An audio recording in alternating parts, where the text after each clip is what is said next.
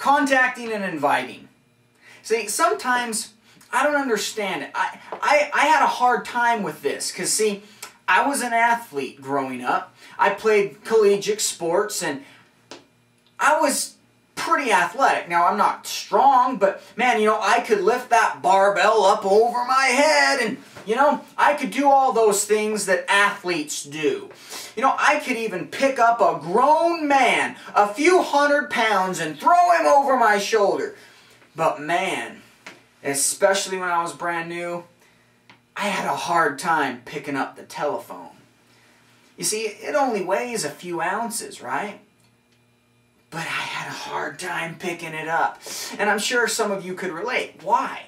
Because I wasn't comfortable on what I was going to say. I didn't know the flow. I didn't know the approach. I didn't know how to bring it up. And all those things that sometimes we struggle with. The key to contacting is confidence, passion, enthusiasm, and belief. Your confidence, passion, enthusiasm, and belief is the key to your success in contacting. You see, you can say all the things wrong, but if you have confidence, passion, enthusiasm, and belief, you're going to win most often.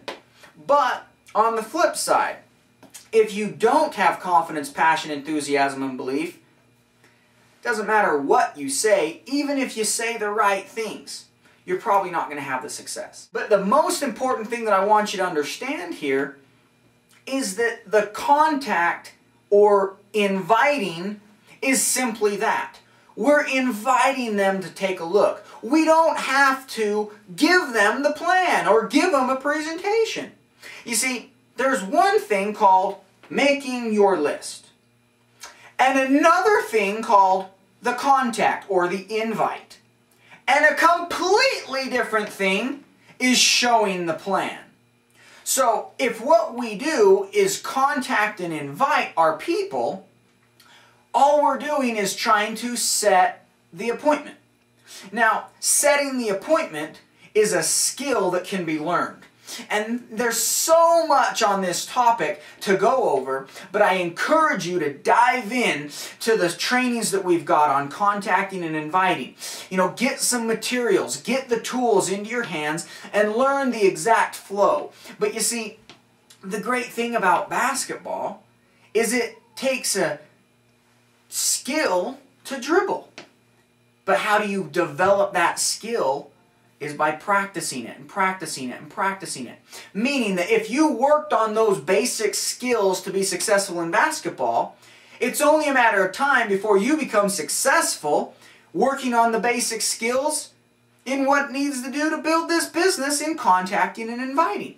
So you see, that's the thing that I get excited about thinking about your dream is once I understood that I had a dream, I knew what I wanted, it was easy to start picking up the phone because I developed the skill. I'm going to help you develop those skills along with the other members of this team. I'm excited to be with you, and we're going to continue going into more details of this 8-step pattern. We've covered 2 of the action steps, and right now we're almost halfway through. I'm looking forward to continuing on the other side of the university step.